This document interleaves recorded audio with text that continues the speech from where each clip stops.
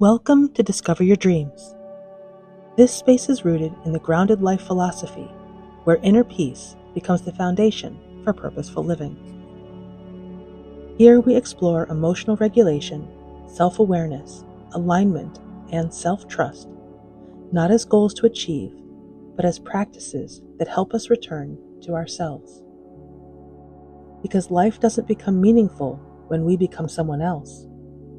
It becomes meaningful when we learn to come home to who we truly are. Have you ever walked into a room and completely forgotten why you went there?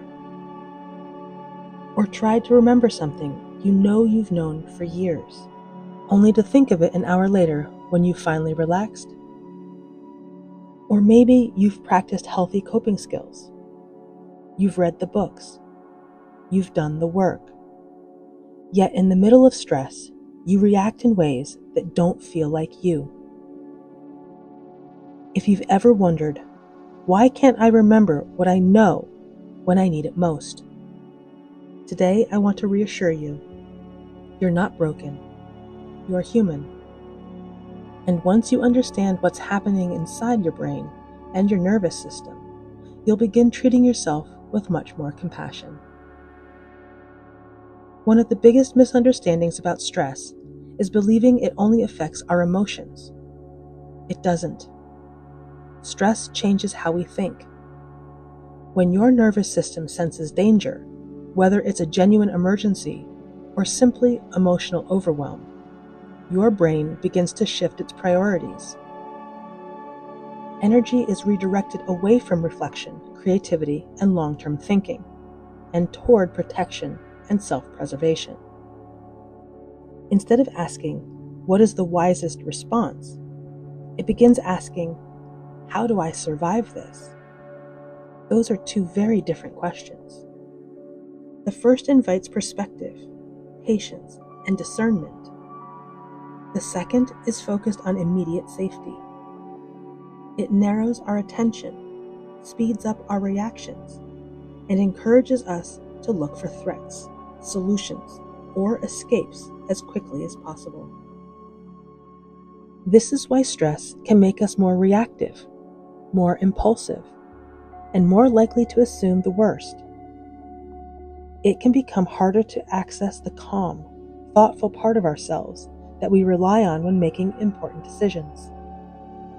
The issue is not that we suddenly lose our wisdom. It is that our brain temporarily places survival ahead of it. Understanding this can change the way we relate to ourselves in stressful seasons. Rather than criticizing ourselves for not thinking clearly, we can recognize what is happening beneath the surface. Often, the first step toward wise decision-making is not forcing better thoughts, but helping the nervous system remember that it is safe. When safety returns, clarity often follows. And the questions we ask begin to change from how do I get through this to how do I respond to this well. That shift can make all the difference. A few years ago, I went through a season where it felt like everything needed my attention at once. There were work deadlines piling up, family responsibilities I couldn't set aside, and a constant feeling that if I stopped moving for even a moment, something important would fall apart. At first, I thought I was handling it well. I wasn't especially emotional. I wasn't crying or visibly overwhelmed. In fact, I kept telling myself, I'm fine. I'm just busy. But the truth showed up in other ways. I started making decisions I normally wouldn't make. Small inconveniences felt like major problems. Emails that deserved a thoughtful response got rushed replies.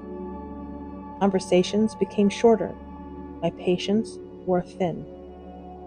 I noticed that instead of considering what would be best in the long run, I was focused almost entirely on making it through the next hour, the next meeting, or the next day. Eventually, I realized something important. Stress wasn't just affecting my feelings, it was affecting my thinking. My mind had quietly shifted from asking, "What is the wisest response?" to asking, "How do I get through this?" Those questions led me in very different directions. When I was operating from wisdom, I could see the bigger picture. I could prioritize, set boundaries, and make thoughtful choices. But when stress took over, my world became much smaller. Every challenge felt urgent. Every decision felt high stakes. I wasn't intentionally choosing fear. My nervous system had simply moved into protection mode. The turning point came when I stopped trying to think my way out of stress and started paying attention to what my body and mind actually needed. I slowed down. I took breaks without feeling guilty. I spent time outdoors. I talked honestly with people I trusted. I created small pockets of calm in days that felt chaotic. As my sense of safety returned, something else returned too: clarity. The circumstances didn't change overnight. The deadlines were still there. The responsibilities remained. But my ability to respond changed. I could think more clearly, listen more carefully, and make decisions from a place of wisdom rather than urgency. That experience taught me that when we're stressed, we don't necessarily become less intelligent or less capable. Sometimes our brains are simply working overtime to protect us. Understanding that has made me more compassionate with myself and with others. Because often, before we can access our best thinking, we first need to remember that we are safe. And when safety returns, wisdom has room to speak again. Imagine your mind as a huge filing cabinet. Every lesson you've learned, every experience, every healthy habit, every piece of wisdom, it's all there. Stress doesn't throw away the files. It simply locks the cabinet. The information hasn't disappeared. You just can't reach it right now. This is why awareness is such an important pillar of emotional well-being. If you don't understand what's happening beneath the surface, you'll often assume the problem is you. You'll blame your character for what is actually a nervous system response. I'm so forgetful. I'm terrible under pressure. I'll never learn. Why can't I just handle this better? When we're overwhelmed, those conclusions can feel true. But feelings are not always facts. Awareness creates a small but powerful pause between what we're experiencing and the story we're telling ourselves about it. It allows us to step back and say, "No, my nervous system is overloaded. My brain is trying to protect me. I'm responding to stress, not revealing some permanent flaw." That realization changes everything. Because the moment we understand what's actually happening, self-criticism can begin to give way to self-compassion. Instead of judging ourselves for struggling, we become curious about what we need. Instead of asking, "What's wrong with me?" we begin asking, "What is my mind and body trying to tell me?" Awareness doesn't immediately remove the stress. It doesn't erase the challenge or solve the problem overnight. But it does give us something incredibly valuable: perspective. And from that place of perspective, we can respond more wisely. We can rest, slow down, seek support, set boundaries, or simply offer ourselves the same understanding we would offer a friend. Sometimes healing begins with nothing more than recognizing that we are not broken. We are human beings, carrying more than our nervous systems were designed to carry alone. And awareness is often the first step toward finding our way back to clarity, balance, and peace. This is exactly why the Grounded Life philosophy begins with regulation. Most of us try to think our way out of stress. We analyze it. We replay conversations. We make lists. We search for answers. We convince ourselves that if we can just understand the problem well enough, we'll finally feel better. But the brain doesn't work that way. When the nervous system is overwhelmed, access to clear thinking becomes limited. Stress narrows our focus, increases urgency, and makes it difficult to see possibilities that would otherwise seem obvious. Calm creates access, not the other way around. Yet many of us spend years believing the opposite. We tell ourselves, when I figure this out, I'll finally feel calm. When I solve the problem, I'll be able to breathe again. Once everything is under control, then I'll feel at peace. But more often, the path works in reverse. When you become calm, you suddenly know what to do. Not because the circumstances have changed, but because our relationship to them has changed. From a regulated state, the mind can see more clearly. Options that felt invisible begin to emerge. Problems that seemed overwhelming become more manageable. You regain access to wisdom, creativity, perspective, and discernment. This is why regulation is not a reward that comes after the solution. It is often what makes the solution possible. A few slow breaths, a walk outside, a moment of stillness, a conversation with someone who helps you feel safe, a deliberate pause before reacting. These practices may seem simple, but they help signal to the nervous system that the danger has passed and that it can loosen its grip. And when that happens, something remarkable occurs. The mind becomes less focused on survival and more capable of responding with intention. You begin asking different questions. Instead of how do I get out of this, you start asking, what matters most right now? What is the next wise step? How do I want to show up? The grounded life philosophy begins with regulation because regulation is the doorway. It is the bridge that reconnects us to the best parts of ourselves. And often, the clarity we've been desperately searching for isn't found through more effort or more analysis. It's found in the moment we finally become still enough to hear our own wisdom again. For a long time, I believed that if I could just think hard enough, I could solve any problem. Whenever I felt stressed, I would immediately go into problem-solving mode. I'd make lists, replay conversations in my head, consider every possible outcome, and search for the perfect solution. I wasn't trying to avoid the stress. I was trying to outthink it. The strange thing was that the harder I thought, the more overwhelmed I became. One particular season stands out in my memory. There were several important decisions in front of me, and I felt immense pressure to get everything right. Every day I sat down, determined to figure it all out. Instead, I became more confused. My thoughts seemed to move in circles. The more answers I searched for, the less clarity I felt. I kept telling myself, when I figure this out, I'll finally feel calm. So I pushed harder, more planning, more analyzing, more worrying, and less peace. One afternoon, exhausted from carrying all the weight of it, I decided to take a break. Not because I had solved anything, but because I simply couldn't keep going at that pace. I left my phone behind and went for a walk. At first, my mind continued racing. I mentally reviewed every problem I was facing. But as I walked, something began to shift.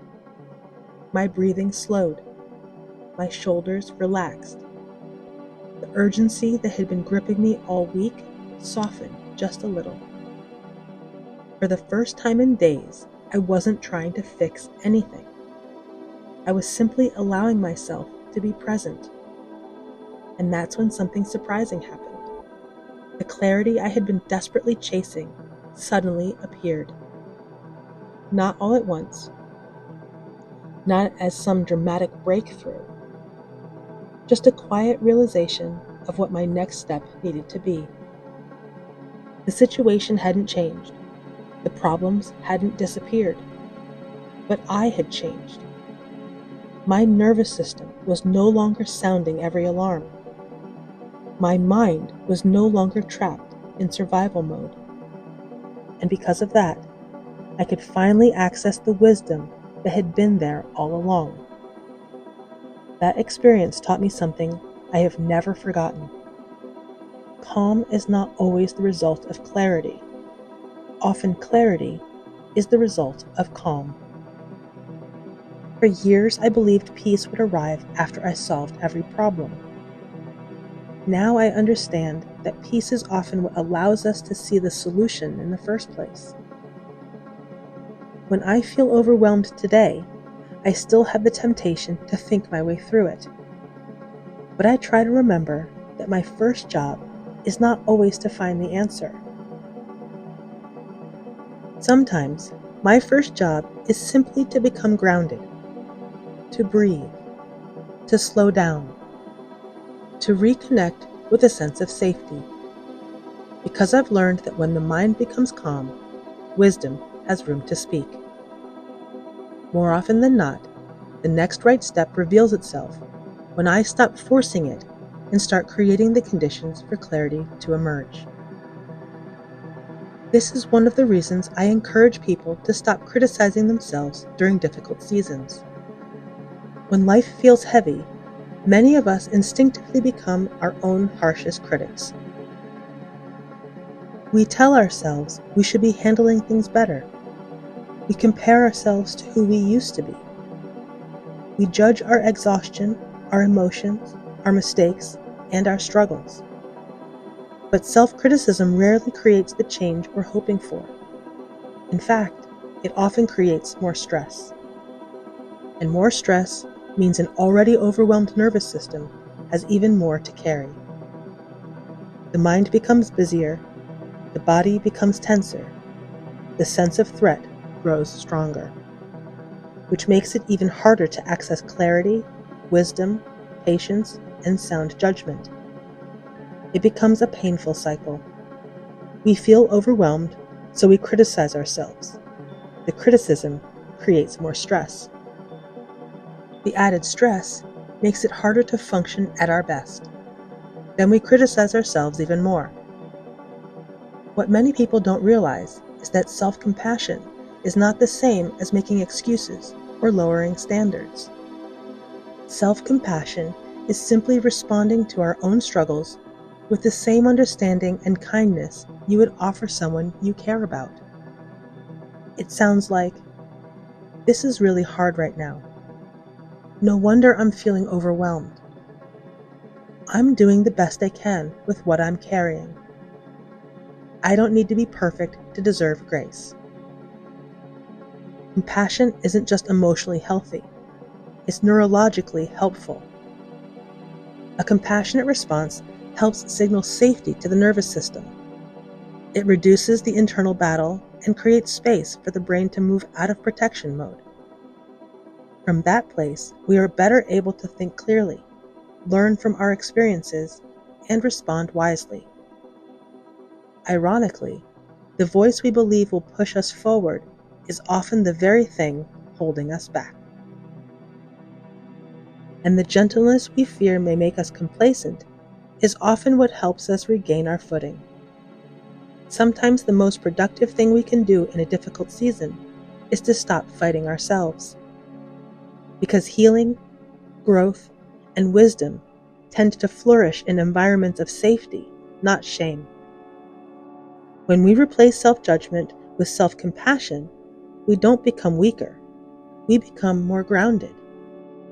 And from that grounded place, we are far more capable of taking the next step forward. Think about the last time you couldn't think of the right answer. You searched for it, you stressed over it, you tried harder and harder, but the answer didn't come. Then hours later, after the pressure was gone and the moment had passed, it suddenly appeared. Have you ever noticed that? Why do you think that happens? The next time you're overwhelmed, don't immediately ask, "What should I do?" Instead, ask, "What would help my nervous system feel a little safer right now?" Maybe that's taking 3 slow breaths, stepping outside, drinking a glass of water, walking for 5 minutes, waiting before replying. Once your body begins settling, ask the question again. You'll often be surprised how much clearer your thinking becomes. Stress doesn't erase your growth. It simply makes it harder to access. In high-pressure moments, your mind isn't operating at its best. It's operating in survival mode. So the real challenge isn't becoming smarter, more capable, or more prepared. It's becoming more regulated. Because when you're regulated, you can access the skills, knowledge, and growth that are already there. The answer isn't learning more. The answer is learning how to stay connected to what you already know when it matters most. One of the greatest gifts you can give yourself is remembering this. Your wisdom hasn't disappeared. Your strength hasn't disappeared. Your growth hasn't disappeared. Sometimes it's simply waiting for your nervous system to feel safe enough to reach it again. And every time you choose regulation over panic, you're creating space for that wisdom to return. Thank you for spending this time with me. Remember, the work isn't becoming someone else. The work is returning to yourself, because that's where peace begins and where a grounded life is built.